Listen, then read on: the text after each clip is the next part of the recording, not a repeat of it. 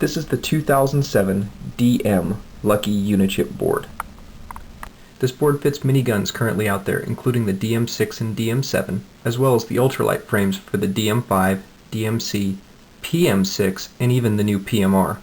This board has no programming on it. All the programming is housed in the chip itself, and this board can accept any chip made for a DM. We recommend the ACE chip for players on a budget.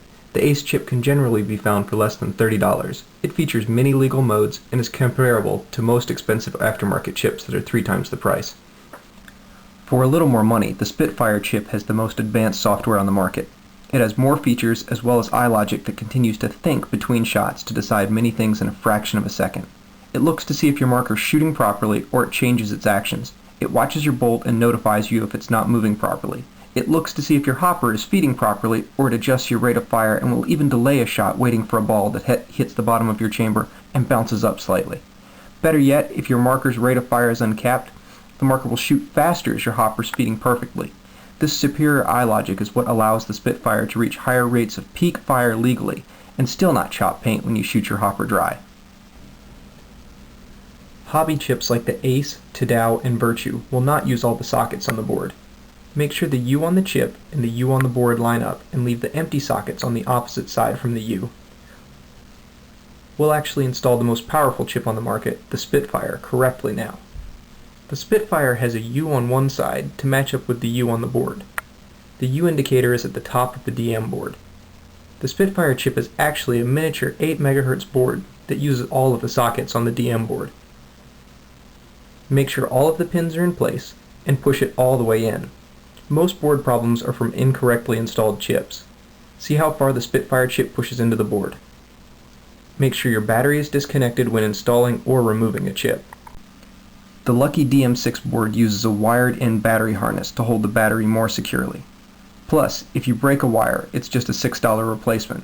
Your whole board isn't out of commission. Anytime I install a chip, I make sure it turns on and back off properly. One of the reasons the Lucky DM board can fit all these different markers is because it accepts 3 different types of eyes. It takes DM eyes, including the Lucky Laser DM eyes that are available for only $19. It also accepts Proto Ribbon eyes, which are no one's favorite because of how fragile they are. It also accepts our very own Lucky Laser eyes, which are an excellent replacement for those Proto Ribbon eyes and cost only $19 and come in a variety of colors. These are red. Like all laser eyes, only one side lights up.